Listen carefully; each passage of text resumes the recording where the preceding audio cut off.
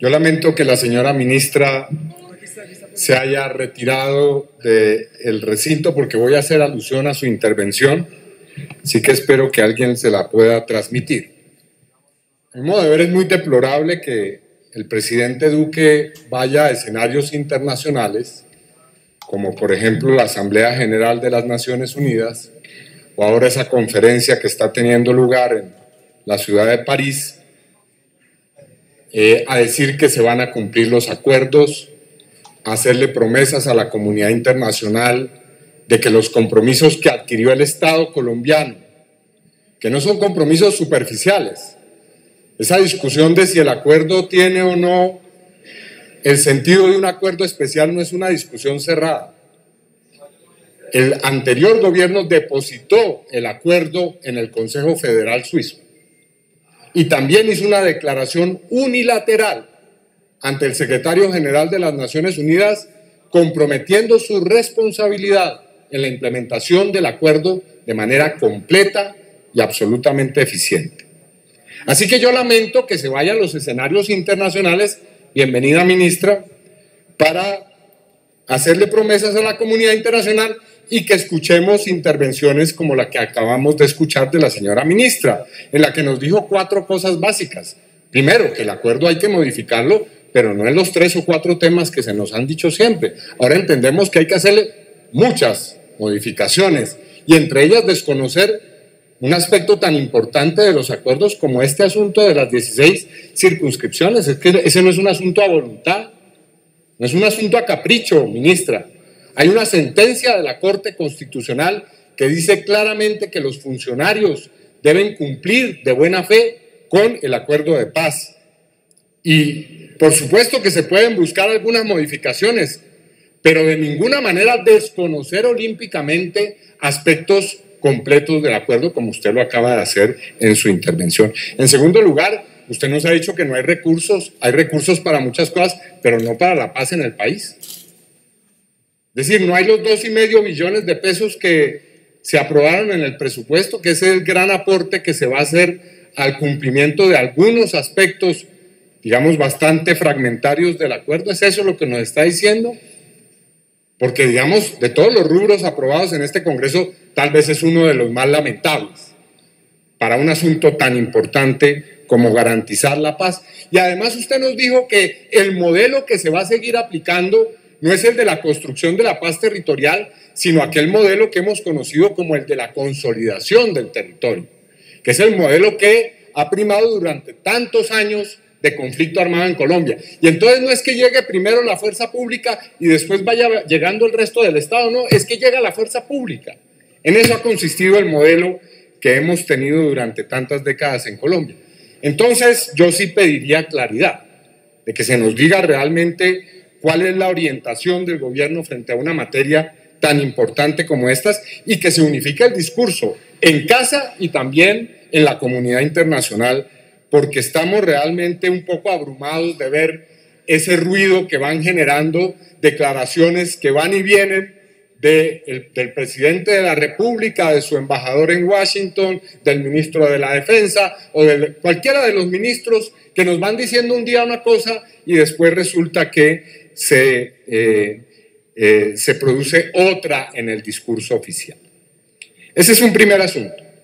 El segundo es este. Por supuesto, cualquier voluntad o toda la voluntad para hacer acuerdos y para buscar acuerdos. Yo ya lo he dicho, lo dije en la Comisión Primera, nosotros tenemos plena disposición para buscar que haya un camino de entendimiento sobre lo que tiene que ver con lograr un pacto que convoque a toda la nación en torno a los asuntos de la paz, pero con algunos principios y algunas líneas rojas que yo aquí quiero dejar claras para que por lo menos en lo que atañe a mi colectividad política no haya equívocos.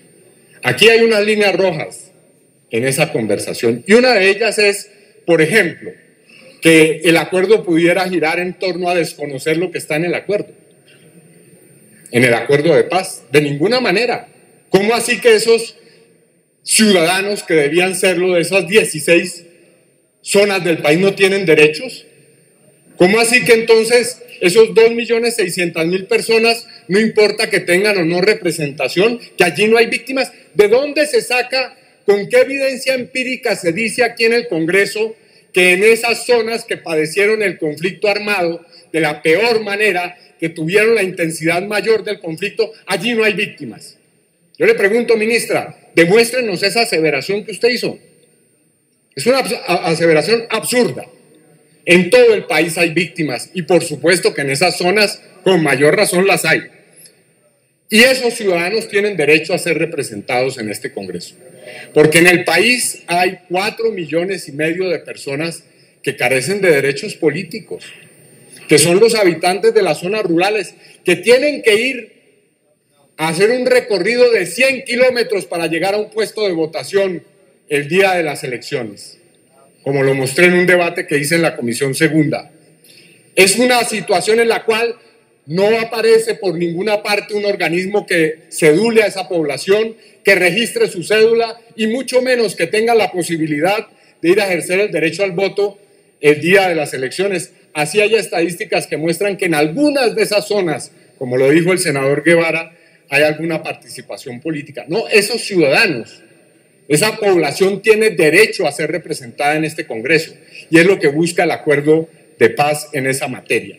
Así que de ninguna manera es un asunto secundario y es un asunto absolutamente superficial que esa parte del acuerdo se cumpla o no. Por supuesto que es fundamental.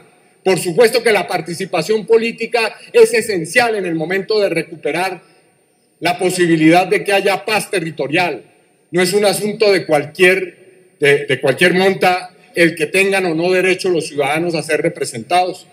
Y entonces yo pregunto, ¿y por qué esos ciudadanos y esas personas de esos territorios y esas víctimas de esos territorios, que son las más numerosas en Colombia? De cada 10 víctimas, 6 son personas que tienen un origen rural y campesino. Bueno, ¿y por qué esas no? ¿Por qué otras sí y esas víctimas no? Pregunto. Así que una primera línea, lo digo para adelantar cualquier clase de conversación sobre este particular desde nuestra orilla, es que ese aspecto del acuerdo debe cumplirse.